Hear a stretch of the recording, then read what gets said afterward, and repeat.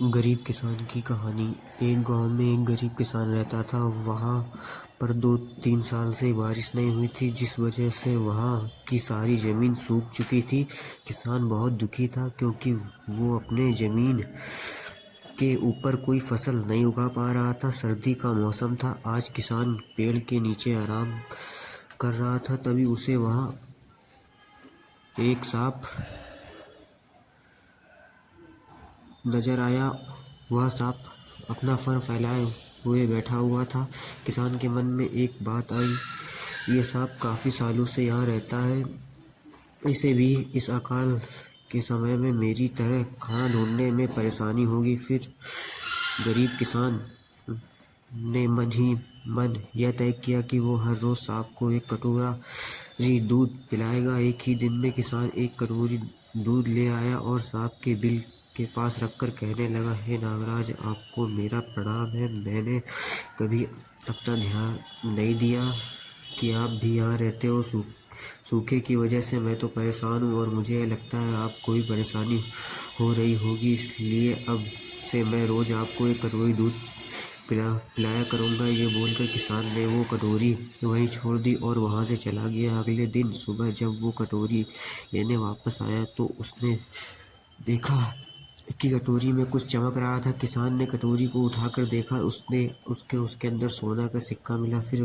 किसान हर रोज सांप को एक कटोरी दूध पिलाता और अगले दिन सुबह हर रोज उसे एक सोने का सिक्का मिलता। एक दिन किसान को किसी काम से शहर जाना था और उसने अपने बेटे को यह जिम्मेदारी सौंपी। उसने अपने बेटे को कहा, बेटा, ध्यान से एक कटोरी दूध सांप के बिल के पास रख देना। किसान के बेटे ने अपने पिता के कहे अनुसार एक कटोरी दूध सांप के बिल के पास रख दी। अगली सुबह उसे भी सोने का सिक्का मिला। उसके बेटे ने सोचा कि यह सांप तो बहुत कंजूस है, जरूर उसके पास बहुत सारे सोने के सिक्के होंगे, लेकिन यह तो हर रोज बस एक ही सिक्का देता है। अगर मैं इसे मार दूं तो मैं इसके सारे सोने के सिक्के ले सकता हूँ। अगली शाम जब लड़का दूध देने के लिए गया तो उसने सांप को देखते ही उस पर छड़ी से वार किया, मगर सांप भी सतर्क था। उसे छड़ी तो लगी पर उसने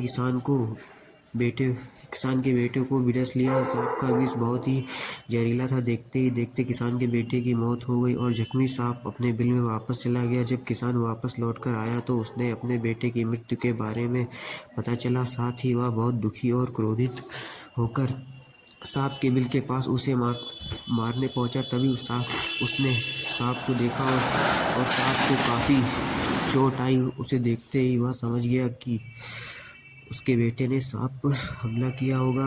वो समझ गया कि परिस्थिति कुछ ऐसी ही होगी कि सांप ने उसके बेटे को डसा होगा। उसने हाथ जोड़कर सांप से माफी मांगी और सांप ने अपने बेटे को वापस लाने के लिए कहा। थोड़ी देर के बाद सांप अपने बिल में जाकर बाहर आया और उसने किसान को एक जड़ी बूटी दी। किसान जड़ी बूटी लेकर अपने मरे हुए बेटे के पास गया और उसने उसके नाक में के पास वो जड़ी बूटी रख दी। थोड़ी देर बाद उसका बेटा खांसता हुआ उठ खड़ा हुआ। जिंदा होने के बाद किसान के बेटे को उसकी गलती का एहसास हुआ। वो अपने पिता के साथ सांप के बिल के पास गया और उसने हाथ जोड़कर माफी मांगी और बोला, हे नागराज, मुझे क्षमा कर दीजिए। अब मैं किसी भी पशु पक्षी या जानवर पर हमला नहीं करूंगा, मुझे क्षमा कर दे।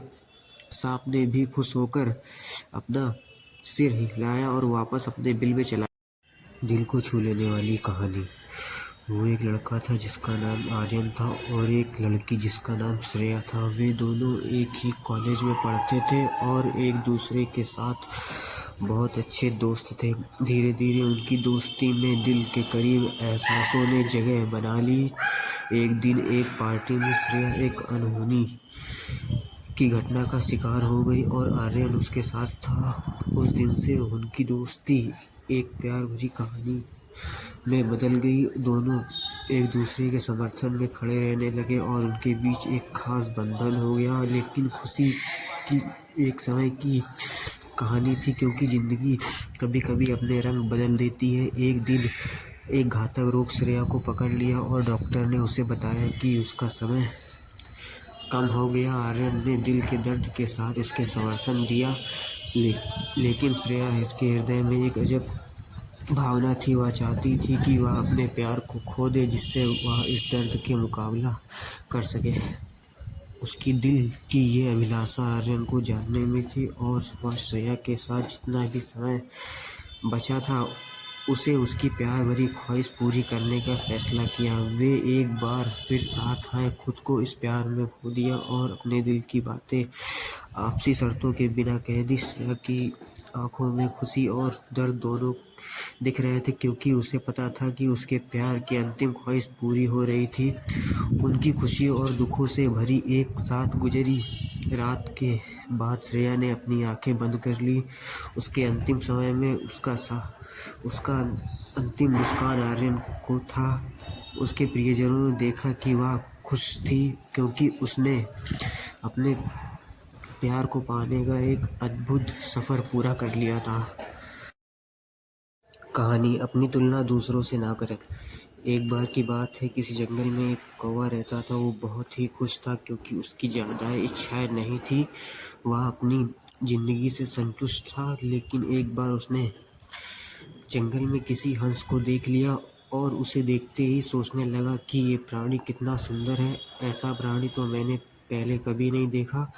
इतना साफ और सफ़ेद यह तो इस जंगल में औरों से बहुत ही सफ़ेद और सुंदर है, इसलिए यह तो बहुत खुश रहता होगा। कौवा हंस के पास गया और उससे पूछा, भाई तुम इतने सुंदर हो, इसलिए तुम बहुत ही खुश होगे। इस पर हंस ने जवाब दिया, हाँ, मैं पहले बहुत खुश रहता था, जब तक मैंने तोते को नहीं देखा था। उसे देखने के बाद से लगता है कि तोता धरती का सबसे सुंदर प्राणी है। हम दोनों के शरीर का तो एक ही रंग है, लेकिन तोते के शरीर पर दो दो रंग हैं। उसके गले में लाल रंग का घेरा और वो सूर्य हरे रंग का था। सच में वो बेहद खूबसूरत था। अब कौवे ने सोचा कि हंस तो तोते को सबसे सुंदर बता रहा है, तो फिर उसे देखना होगा। कौवा तोते के पास गया और पूछा, भाई तुम दो दो रंग पाकर बड़े खुश हो गए। इस पर तोते ने कहा, हाँ, मैं तब तक खुश था जब तक मैंने मोर को नहीं देखा था। मेरे पास तो दो ही रंग है, लेकिन मोर के शरीर पर तो कई तरह के रंग हैं। अब कौवे ने सोचा, सबसे ज़्यादा खुश कौन है, यह तो मैं पता करके ही रहूँगा, इसलिए अब मोर से मिलना ही पड़ेगा। कौवे ने मोर को जंगल में ढूंढ लिया, लेकिन उसे पूरे जंगल में एक ही मोर नहीं मिला। और मोर को ढूंढते ढूंढते वह चिड़ियाघर में पहुंच गया, तो देखा मोर को देखने बहुत से लोग आए हुए हैं और उसके आसपास अच्छी खासी भीड़ है। सब लोगों के जाने के बाद कौवे ने मोर से पूछा, भाई तुम दुनिया के सबसे सुंदर जीव हो और रंग बिरंगी रंगे हो। तुम्हारे साथ लोग फोटो खिंचवा रहे हैं, तुम्हें तो बहुत अच्छा लगता होगा, और तुम तो दुनिया के सबसे सुंदर जीव होगे। इस पर मोर ने दुखी होते हुए कहा, भाई अगर सुंदर हूँ तो भी क्या फ़र्क पड़ता है, मुझे तो लोग चिड़ियाघर में कैद करके रखते हैं, लेकिन तुम्हें तो कोई चिड़ियाघर में कैद करके नहीं रखता है, और तुम जहाँ चाहो वहाँ अपनी मर्जी से घूम फिर सकते हो। इसलिए दुनिया के सबसे संतुष्ट खुश जीव तो तुम्हें होना चाहिए, क्योंकि तुम आज़ाद हो। कौवा हैरान रह गया, क्योंकि उसके जीवन की अहमियत कोई दूसरा बता गया। दोस्तों, ऐसा ही हम लोग भी करते हैं, अपनी खुशियों और गुणों की तुलना दूसरों से करते हैं, ऐसे लोगों से जिनका रहन सहन का माहौल हमसे बिल्कुल अलग होता है। हमारी ज़िंदगी में बहुत सारी ऐसी चीज़ें होती हैं जो केवल हमारे आसपास हैं, लेकिन हम उसकी अहमियत समझकर खुश नहीं होते, लेकिन दूसरों की छोटी खुशी भी हमें बड़ी बड़ी लगती है, जबकि हम अपनी बड़ी खुशियों को इग्नोर कर देते हैं।